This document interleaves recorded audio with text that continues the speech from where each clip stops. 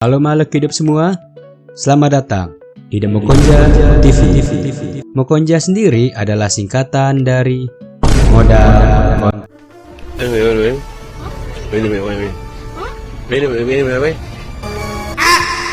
Sorry, lupain yang barusan. Marie Antoinette. Siapa coba yang gak tahu nama ini? Nama Marie Antoinette terkenal seantero dunia. Bukan karena prestasi atau tindakannya yang membuatnya melegenda, melainkan karena nasib tragisnya.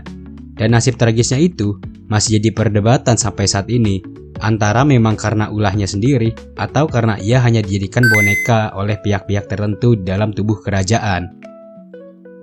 Oke, di video kali ini gue bakal bahas tentang ratu yang menjadi salah satu alasan terjadinya revolusi Prancis, yaitu adalah Ratu Marie Antoinette.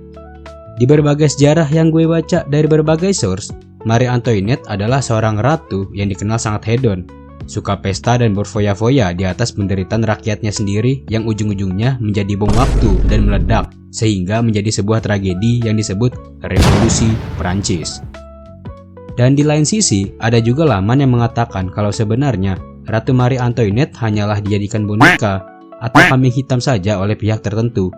FYI, Revolusi Prancis yang disebabkan oleh Ratu Marie Antoinette adalah suatu periode pergolakan politik dan sosial radikal di Prancis yang memiliki dampak abadi terhadap sejarah Prancis. Malah dampaknya nggak berhenti di situ aja. Dampaknya pun meluas dan berdampak terhadap Eropa secara keseluruhan. Revolusi ini merupakan salah satu dari revolusi besar dunia yang mampu mengubah tatanan kehidupan masyarakat. Monarki absolut atau mutlak yang sudah memerintah Prancis selama berabad-abad diruntuhkan dalam waktu 3 tahun. Rakyat Prancis mengalami transformasi atau perubahan sosial politik yang besar. Feodalisme, aristokrasi, dan monarki mutlak diruntuhkan oleh massa di jalan-jalan, masyarakat petani di pedesaan, dan kelompok politik radikal sayap kiri. Untuk kelompok radikal sayap kiri sendiri merujuk pada kekuatan politik komunis, sosialis, anarkis, dan sosial demokrat di Prancis. Istilah ini berasal dari Majelis Nasional tahun 1789, di mana para pendukung revolusi duduk di sebelah kiri majelis. Oke, kita balik ke topik. Seperti yang tadi gue jelasin, rakyat Prancis mengalami perubahan sosial politik yang besar.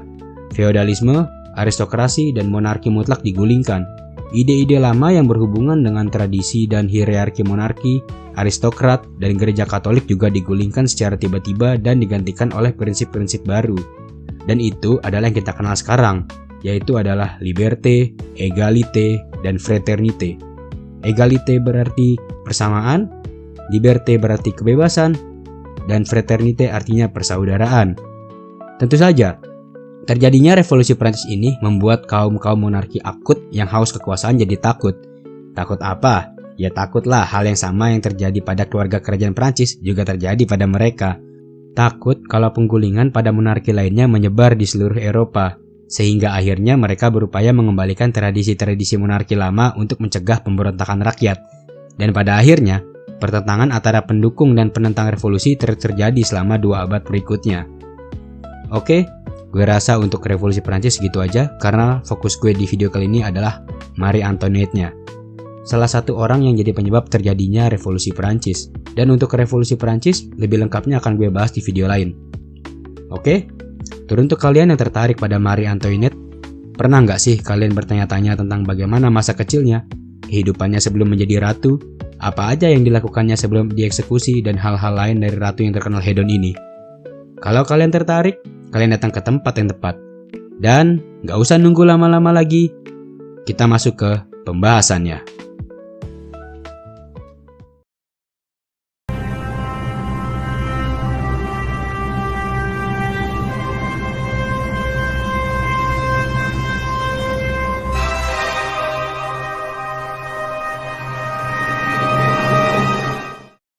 Oh yeah. Maria Antonia Josepha Johanna, atau yang kita kenal dengan nama Marie Antoinette, lahir di Austria, tepatnya di Istana Hofburg di Vienna pada 2 November tahun 1755, dari pasangan Kaisar Romawi Suci Francis I dan Maria Theresa. Marie Antoinette adalah anak ke-15 dari 16 bersaudara. Marie Antoinette meninggal pada 16 Oktober tahun 1793 dengan cara hukum guillotine atau hukum penggal, yang dimana hukum penggal masih sangat wajar di masa itu. Ya, di masa sekarang juga masih bisa digunakan sih untuk Oke, balik lagi. Marie Antoinette adalah ratu Prancis terakhir sebelum tragedi besar di Prancis yang disebut Revolusi Prancis. Ayah dari Marie Antoinette yaitu adalah Francis I, merupakan kaisar Romawi suci dan adipati Toskana. Sementara ibunya, Maria Theresa, adalah satu-satunya penguasa wanita yang pernah ada dalam sejarah Habsburg. Ia juga merupakan penguasa terakhir Wangsa Habsburg. Jadi, dari latar belakang orang tuanya aja, Marie Antoinette sejak lahir udah tajir melintir. Ya, namanya juga bangsawan. Pada zaman itu kan, bangsawan hanya boleh nikah sama bangsawan juga, agar royal blood atau darah keturunan bangsawan mereka nggak hilang. Nggak kayak di fiksi-fiksi romansa di mana pangeran suka sama jelata. Mungkin pernah terjadi ya, tapi nggak terekam atau dihapus sejarah. Karena kejadian yang pasti pada saat itu hanya orang-orang di situ yang tahu kebenarannya. Marie Antoinette lahir pada hari semua jiwa, hari berkabung Katolik. Namun, karena beberapa hal, semasa kecilnya, hari ulang tahunnya justru dirayakan sehari sebelumnya, pada hari semua orang kudus. Tak lama setelah kelahirannya, ia ditempatkan di bawah asuhan pengasuh anak-anak kekaisaran bernama Countess von Brandeis. Marie Antoinette dibesarkan bersama saudara perempuannya, Maria Carolina dari Austria, yang 3 tahun lebih tua, dan memiliki hubungan dekat seumur hidup dengannya. Marie Antoinette mempunyai hubungan yang sulit namun pada akhirnya penuh cinta dengan ibunya, yang menyebutnya sebagai The Little Madame atau si Nyonya Kecil. Marie Antoinette menghabiskan tahun-tahun remajanya di istana Hofburg dan Schönbrunn, yang adalah sebuah kediaman musim panas kekaisaran di Wina, di mana pada tanggal 13 Oktober tahun 1762, ketika ia berusia 7 tahun, ia bertemu dengan Wolfgang Amadeus Mozart, yang pada saat itu berumur 2 bulan lebih muda darinya dan seorang anak yang memiliki julukan The Child Prodigy atau anak ajaib. Realita pahit harus ditelan Marie Antoinette. Meskipun menerima les private, hasil sekolahnya kurang memuaskan. Dan ketika ia menginjak usia 10 tahun, dia tidak bisa menulis dengan benar dalam bahasa Jerman atau bahasa apapun yang biasa digunakan di istana, seperti bahasa Perancis atau Italia. Dan setiap percakapan yang ia lakukan selalu menjadi percakapan yang canggung dan kaku. Tapi, selalu ada cahaya di dalam kegelapan sekalipun. Di bawah ajaran Christoph Willibald Gluck, Marie Antoinette berkembang menjadi musisi yang baik. Dia belajar memainkan harpa, harpsichord, dan seruling. Dia juga bernyanyi pada pertemuan malam keluarga, karena dia dikenal memiliki suara yang indah. Selain itu, dia juga pandai menari, ketenangan yang mengagumkan, dan ia juga sangat feminim, yaitu menyukai boneka. Kemudian, pada tahun 1768, Matthew Jacques de Vermont diutus oleh Louis XV untuk mengajari Marie Antoinette saat dia menjadi calon istri Louis XVI. Dan atas rekomendasi dari Duke of Choiseul yang bernama Etienne François de Choiseul, seorang pendukung kuat calon pernikahannya, Marie Antoinette akhirnya menerima pernikahan itu dan juga menerima perubahan gaya atau mode pada dirinya agar lebih sesuai dengan gaya bangsawan Perancis. Ini termasuk pelurusan giginya oleh dokter gigi Perancis, diversifikasi pakaiannya, dan gaya rambut yang mengingatkan orang di kala itu pada Madame de Pompadour. Dia juga dilatih oleh Jean-Georges Navarre untuk berjalan dengan gaya meluncur yang merupakan ciri khas istana Versailles. Oh yeah. Setelah Perang 7 Tahun dan Revolusi Diplomatik tahun 1756, Permaisuri Maria Theresa memutuskan untuk mengakhiri permusuhan dengan musuh lamanya, yaitu Raja Louis XV dari Perancis. Keinginan bersama mereka untuk menghancurkan ambisi Inggris Raya dan Prusia, yang mana adalah kerajaan bangsa Jerman dan negara bersejarah yang berasal dari penggabungan Kadipaten Prusia dan Margraviasi Brandenburg. Selain untuk menghancurkan ambisi Inggris Raya dan Prusia, juga untuk menjamin perdamaian definitif antara negara masing-masing, yang pada akhirnya mereka membentuk aliansi mereka dengan sebuah pernikahan pada tanggal 7 Februari tahun 1770. Louis XV secara resmi meminta Marie Antoinette untuk dinikahkan dengan cucu tertuanya yang masih hidup, yang juga menjadi Dauphin atau pewaris yang bernama Louis Auguste, yang nantinya akan dikenal sebagai Louis XVI. Sebagai informasi, Dufan sendiri adalah gelar feodal Prancis yang diberikan kepada pewaris tahta kerajaan Prancis. Gelar Dufan diberikan kepada putra sulung Raja Prancis dari tahun 1350 hingga tahun 1830. Gelar ini ditetapkan oleh keluarga kerajaan Prancis setelah pembelian tanah yang dikenal sebagai Dauphin pada tahun 1349 oleh calon Charles V. Kata Dufan dalam bahasa Prancis berarti lumba-lumba. Lambang negara Dufan Prancis menggambarkan bunga fleur de lis dan lumba-lumba, dan istri dari seorang Dufan disebut Dauphine. Sebelum menikah, Marie Antoinette secara resmi melepaskan haknya atas domain Habsburg, dan pada tanggal 19 April ketika usianya masih 14 tahun, ia menikah dengan Louis Auguste di gereja Augustinian, Wina, dengan saudara laki-lakinya Archduke Ferdinand menggantikan Dufan untuk berdiri di sisinya. Lalu, pada tanggal 14 Mei, dia bertemu suaminya di tepi hutan Compiègne, dan setibanya di Perancis, barulah dia mengadopsi nama versi Perancisnya, yaitu Marie Antoinette, yang sebelumnya adalah Maria Antonia. Upacara pernikahan selanjutnya berlangsung pada tanggal 16 Mei tahun 1770 di Istana Versailles. Dan setelah perayaan, hari itu diakhiri dengan ritual tidur. Banyaknya kegagalan yang terjadi dalam mewujudkan pernikahan mereka berdampak pada reputasi mereka di dalam kerajaan selama 7 tahun ke depan. Seperti pernikahan bangsawan pada umumnya ya, terlebih ini dengan negara yang pernah menjadi musuh. Reaksi awal terhadap pernikahan Marie Antoinette dan Louis Euguste beragam.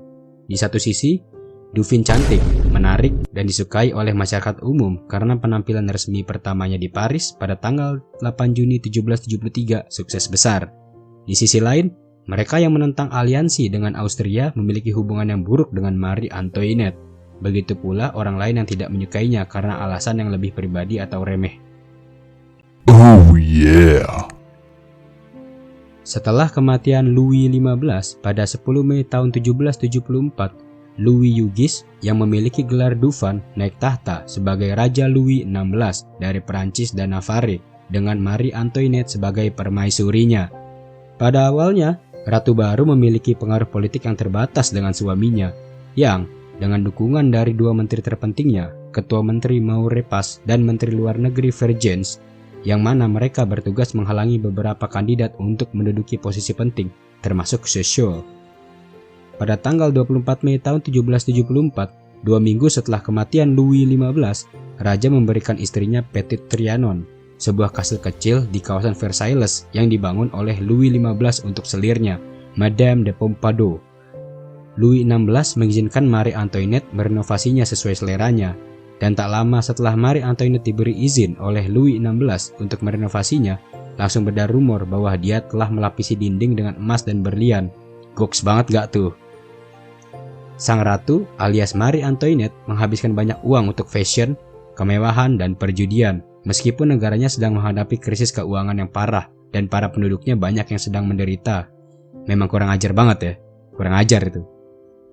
Di tengah krisis yang dihadapi negaranya, Marie Antoinette malah membuat gaun baru. Gaun tersebut dibuat oleh Rose Bertin. Rose Bertin sendiri adalah seorang menteri mode yang diangkat langsung oleh Ratu Marie Antoinette.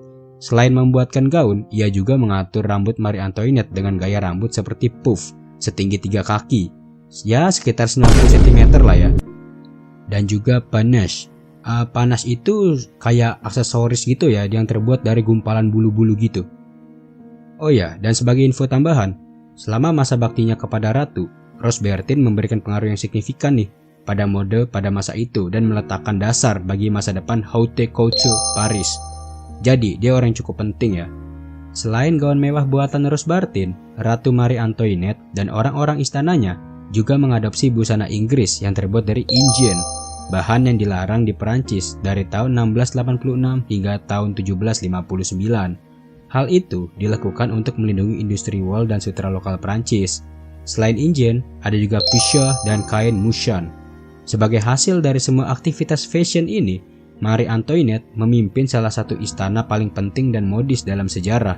Marie Antoinette juga yang paling mendominasi di antara semua wanita di sekelilingnya. Kalau dinilai dari sikap dan penampilannya, Marie Antoinette adalah ratu yang sangat agung dan karismatik. Meskipun faktanya berat badannya bertambah banyak selama bertahun-tahun karena kebanyakan hamil. Ya kan anaknya banyak ya.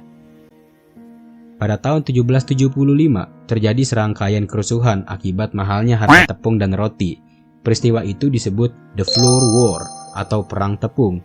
Akibat dari perang tepung tersebut adalah semakin rusaknya reputasi Marie Antoinette di mata masyarakat umum, yang pada akhirnya reputasi Marie Antoinette tidak lebih baik dari favorit raja-raja sebelumnya.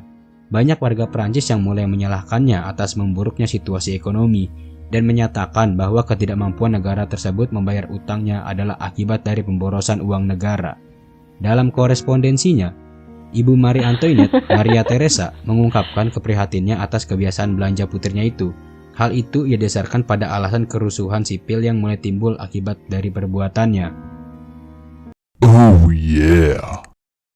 Marie Antoinette mulai meninggalkan aktivitasnya yang lebih santai dan semakin terlibat dalam politik. Menjalani perannya sebagai Ratu Prancis dengan secara terbuka menunjukkan perhatiannya terhadap pendidikan dan perawatan anak-anaknya. Marie Antoinette berusaha untuk memperbaiki citra buruk yang diperolehnya pada tahun 1785 dari skandal kalung berlian, di mana opini publik secara keliru menuduhnya melakukan partisipasi kriminal dalam menipu para pembuat perhiasan, Baume dan Bachange, tentang harga kalung berlian mahal yang awalnya mereka buat untuk Madame du Barry. Pemeran utama dalam skandal tersebut adalah Kardinal de Rohan, Pangeran de Rohan-Guemen, Grand Almoner Prancis, dan Jean de Valois-Saint-Remy, Comtesse de la Motte. Marie Antoinette sangat tidak menyukai Rohan sejak dia menjadi duta besar Prancis untuk Wina ketika dia masih kecil. Meskipun posisinya tinggi di pengadilan, dia tidak pernah menyampaikan sepatah kata pun kepadanya. Orang lain yang terlibat adalah Nicole Lequy alias Baron d'Olivia, seorang PSK yang kebetulan mirip Marie Antoinette, Rito de Ville, seorang pemalsu, Alessandro Cagliostro, seorang petualang Italia, dan Count de la Motte, suami Jean de Valois. Madame de la Motte menipu Rohan untuk membeli kalung itu sebagai hadiah kepada Marie Antoinette agar dia mendapatkan bantuan ratu.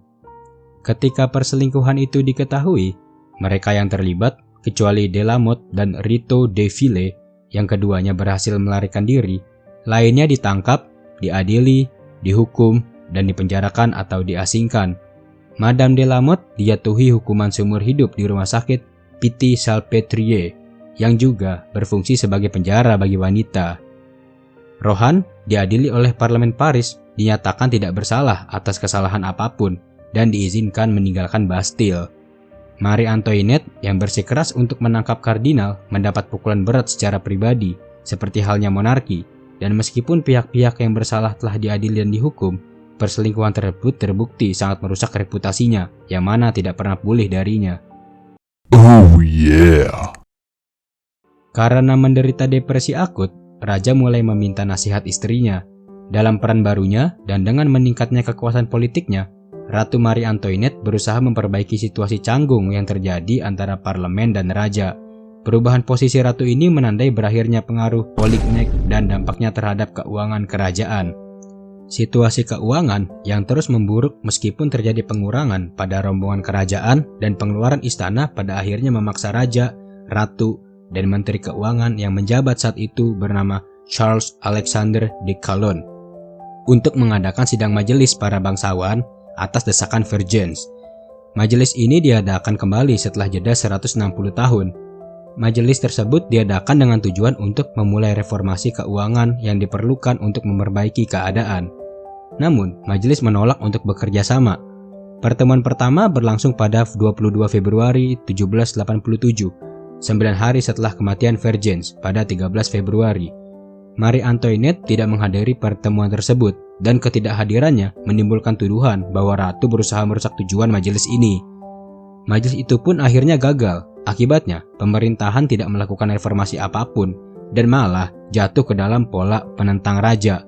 Atas desakan ratu, Louis XVI memecat Calonne pada tanggal 8 April tahun 1787. Lalu, pada tanggal 1 Mei 1787, Etienne Charles de Lomine de Brienne, Uskup Agung Toulouse dan salah satu sekutu politik ratu, diangkat oleh raja atas desakannya untuk menggantikan Calonne, pertama sebagai Menteri Keuangan dan kemudian sebagai Ketua Menteri. Ia mulai melakukan lebih banyak penyusutan di istana sambil mencoba memulihkan kekuasaan absolut kerajaan yang dilemahkan oleh parlemen. Tapi sial, Bryn tidak mampu memperbaiki situasi keuangannya, dan karena dia adalah sekutu ratu, kegagalan ini berdampak buruk pada posisi politiknya. Keadaan keuangan yang buruk di negara ini mengakibatkan pembubaran Majelis Bangsawan pada tanggal 25 Mei karena ketidakmampuannya untuk menjalankan fungsinya dan kurangnya solusi atas masalah yang ditudingkan ke arah ratu. Masalah keuangan Prancis disebabkan oleh beberapa faktor. Pertama adalah beberapa perang yang memakan biaya besar. Kedua, keluarga besar kerajaan yang pengeluarannya ditanggung oleh negara. Dan ketiga adalah keengganan sebagian besar masyarakat kelas atas, anggota aristokrasi atau bangsawan, dan para pendeta untuk membantu membiayai biaya pemerintah dari kantong mereka sendiri dengan melepaskan sebagian dari hak finansial mereka. Akibat persepsi publik bahwa ratu telah merusak keuangan negara, Marie Antoinette diberi julukan Madame Deficit pada musim panas tahun 1787. Meskipun satu-satunya kesalahan dalam krisis keuangan bukan terletak pada dirinya, Marie Antoinette adalah hambatan terbesar bagi upaya reformasi besar. Dia telah memainkan banyak peran yang penting dalam menjatuhkan beberapa menteri. Salah satunya adalah Menteri Keuangan Reformasi, Anne Robert Jacques Turgot pada tahun 1776 dan Jacques Necker pada tahun 1781. Ratu Marie Antoinette berusaha melawan segala tuduhan yang mengarah padanya dengan propaganda yang menggambarkan dirinya sebagai seorang ibu yang perhatian, terutama dalam lukisan karya Elisabeth Vigée Lebrun yang dipamerkan di Royal Academy Salon de Paris pada bulan Agustus tahun 1787 yang menunjukkan dia bersama anak-anaknya. Sekitar waktu yang sama, Jean de Valois Saint-Remy melarikan diri dari penjara. Ia melarikan diri ke London, di mana dia menyebarkan fitnah yang merusak reputasi Marie Antoinette, di mana fitnah itu mengenai perselingkuhannya dengan sang ratu. Lalu, di tahun 1787, situasi politik memburuk ketika Parlemen Paris diasingkan ke Troyes pada tanggal 15 Agustus atas desakan Ratu Marie Antoinette. Keadaan ini semakin memburuk ketika pada tanggal 11 November, Raja Louis XVI mencoba menggunakan Lit de Justice, yang mana Lit de Justice adalah sidang formal khusus Parlemen Paris di bawah kepemimpinan Raja Prancis untuk meregistrasi dekret kerajaan dan untuk memaksakan kedaulatannya. Hal itu ia lakukan lantaran untuk memberlakukan undang-undang. Louis Philippe II, yang adalah Duke Orleans yang baru, secara terbuka memprotes tindakan raja. Tapi karena dianggap menentang raja, ia kemudian diasingkan ke Kastil de Villers-Cotterêts miliknya. Gila, langsung aja di penjara. Rentetan kegagalan terus terjadi dan dekret yang dikeluarkan pada 8 Mei tahun 1788 juga mendapat tantangan dari masyarakat dan parlemen. Akhirnya, pada tanggal 8 Agustus, Louis XVI mengumumkan niatnya untuk mengembalikan Etats Généraux, yang dimana adalah majelis legislatif dan konsultatif yang terdiri dari 3 kelas sosial, yaitu bangsawan, klerus atau pendeta, dan para pekerja yang berada di luar kedua kelompok di atasnya. Pertemuan majelis ini dihimpunkan oleh raja dan dibubarkan oleh raja. Badan legislatif tradisional ini belum pernah diadakan kembali sejak tahun 1614. Oh yeah. Situasi meningkat pada tanggal 20 Juni ketika Etats Généraux ketiga yang telah diikuti oleh beberapa anggota pendeta dan bangsawan radikal mendapati pintu yang menuju ke tempat pertemuan yang telah disetujui ditutup atas perintah raja. Oleh karena itu, mereka bertemu di Royal Tennis Court atau lapangan tenis di Versailles dan bersumpah untuk tidak berpisah sebelum memberikan konstitusi kepada negara. Sumpah ini dinamakan Sermon du Jeu de Paume atau Sumpah Lapangan Tenis. Pada tanggal 11 Juli atas desakan Marie Antoinette, Jacques Necker yang saat itu menjabat sebagai Menteri Keuangan diberhentikan dan digantikan oleh Breteuil. Pilihan ratu untuk menghancurkan revolusi dengan pasukan tentara bayaran Swiss di bawah komando salah satu orang kepercayaannya, yaitu Pierre Victor, yaitu adalah Baron de Besenval de Brunstatt. Ketika hal ini diberitakan, Paris dikepung oleh kerusuhan yang berpuncak pada penyerbuan Bastille pada tanggal 14 Juli. Dan keesokan harinya, pada tanggal 15 Juli, Gilbert du Motier, Marquis de Lafayette diangkat menjadi Panglima Garda Nasional yang baru dibentuk. Hari-hari setelah penyerbuan Bastille menjadi cukup kacau. Banyak bangsawan panik karena takut akan pembunuhan. Atas dasar ketakutan itu dan juga atas perintah raja, pada tanggal 17 Juli dengan kepergian Charles X yang merupakan seorang Count Artois dan juga sepupu raja, dimulailah emigrasi anggota bangsawan tinggi. Di sisi lain, Marie Antoinette yang hidupnya dalam bahaya tetap tinggal bersama Raja Louis XVI, yang mana pada saat itu kekuasaannya secara bertahap diambil alih oleh Majelis Konstituante Nasional. Hingga pada akhirnya, pada tanggal 4 Agustus tahun 1789, hak istimewa feodal dihapuskan oleh Majelis Konstituante Nasional dan La Déclaration des Citoyens des Hommes des Citoyens atau Deklarasi Hak Asasi Manusia dan Warga Negara pun dirancang oleh Lafayette dengan bantuan Thomas Jefferson dan diresmikan pada tanggal 26 Agustus tahun 1789. Hal ini membuka lebar jalan menuju monarki konstitusional yang akan terjadi selama 1 tahun dalam rentang waktu dari 4 September tahun 1791 sampai 21 September tahun 1792 di masa yang akan datang. Meskipun terjadi perubahan dramatis, kehidupan di sana terus berlanjut, sementara situasi di Paris menjadi kritis karena kekurangan roti pada bulan Desember. Dan pada tanggal 5 Oktober, kerumunan orang dari Paris turun ke Versailles dan memaksa keluarga kerajaan pindah ke Istana Tuileries di Paris, di mana mereka tinggal di bawah tahanan rumah di bawah pengawasan Garda Nasional Lafayette. Sementara Pangeran Provence dan istrinya diizinkan untuk tinggal di Petit Luxembourg, di mana mereka tinggal sampai mereka diasingkan pada tanggal 20 Juni tahun 1791.